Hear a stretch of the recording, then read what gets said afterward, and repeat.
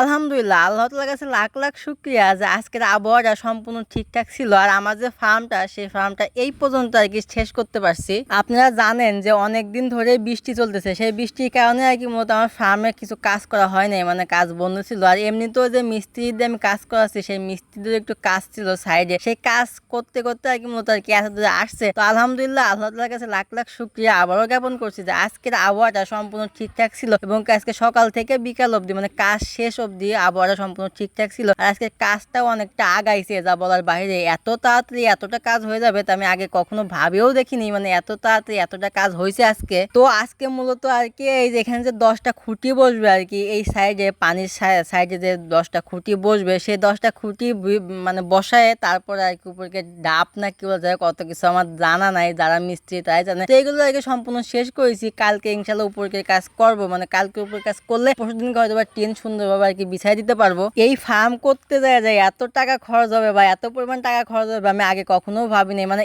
এই পর্যন্ত আসতে আমার যত টাকা খরচ হয়েছে তার থেকে বেশি টাকা আমার টিন কিনতেই চলে যাবে। আজকে টিনের দোকানে গেছিলাম, তো সেই টিনের দাম শুনে আর কি পুরো আমি অবাক হয়ে গেছি। মানে যত টাকা এই পর্যন্ত আর কি এখানে দিয়ে দিছি, সে কয় টাকা তার বেশি টাকা আর কি মূলত টিন কিনতে চলে যাচ্ছে। তো আমি সেটাই আর কি ভাবতেছি, যে কোনো কাজ যদি আপনি কিছুটা না জানেন তাহলে সেই কাজে আপনি অবশ্যই যায়েন না। কারণ আপনারা দেখতে পাচ্ছিলেন যে এই ফার্মে আমি কতটা পরিশ্রম করতেছি। যদি আমি এতটা পরিশ্রম আমি না করতাম তাহলে আরো 10 থেকে 15,000 টাকা বেশি লাগতো, তারও বেশি লাগতো। মানে আর কি আমি সর্বনিম্ন আর কি একটা ধারণা দিলাম, মিনিমাম 15 থেকে 20,000 টাকা আমি নিজে খেটে আর কি এখানে সেভ করেছি। তারপরে তো আমার নিজের ঝাড়ের বাঁশ কন এভরিথিং যত কাজ করা লাগে সম্পূর্ণ আমি যতটুকু চেষ্টা করছি যে পরের বা মিস্ত্রি না নিয়ে আমি একা যতটুকু সম্ভব আমি আর কি নিজে করেছি। এই কারণে আর কি মূলত এতটা দেরি হচ্ছে, না হলে আরো আগেই ঘরটা হয়ে যাইতো। তো ফাইনালি দেখতেই পাচ্ছেন আজ অবধি এই পর্যন্ত কাজটা হয়েছে। সবাই একটু মাশাআল্লাহ বলে যাবেন, কারণ আলহামদুলিল্লাহ আমার কাছে এই ঘরটা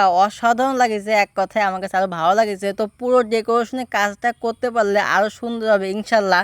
আমি ফার্ম শুরু করার আগে থেকে, মানে আমি যখন ভিডিও দেওয়া শুরু করি তখন থেকে আমি আপনাদেরকে একটা কথা বলে আসতেছি, আপনি যদি কষ্ট না করতে পারেন তাহলে এই কাজে আসবেন না। এই কাজে এত পরিমাণ কষ্ট যা বলার বাইরে। আপনাকে কষ্ট করতে হবে আর ধৈর্য ধারণ করতে হবে। আর দ্বিতীয়ত এখানে ঘৃণা করাই যাবে না। যদি আপনারা ঘৃণা করেন তাহলে এই সেক্টরে অনুরোধ আপনারা আসবেন না। তো এই হচ্ছে গিয়ে আমার মেন খামারটা, এটাই হচ্ছে গিয়ে শেষ। অনেক ভাই আমাকে বলছিলেন যে ভাই পানির থেকে আপনি যে ফার্মিটা সেটা নিচ হয়ে গেল না, তো না, আপনারা এখন দেখে নেন মূল সাইড হচ্ছে গিয়ে এটা। তো এই সাইডে আর কি থাকবে। আমি মনে করি যে এখান থেকে কোনো গ্যাস বা কিছু হবে না ইনশাল্লাহ। আমার খামারটা একদম পারফেক্টলি ভাবে আছে। তারপর আপনি একটু কমেন্টে বলে যাবেন। তো আজকের ভিডিওটা বেশি বাড়াবো না, এখানে শেষ করবো। তো সবাই ভালো থাকবেন, সুস্থ থাকবেন, দেখা হবে কালকে নতুন একটা ভিডিওতে। আল্লাহ হাফেজ।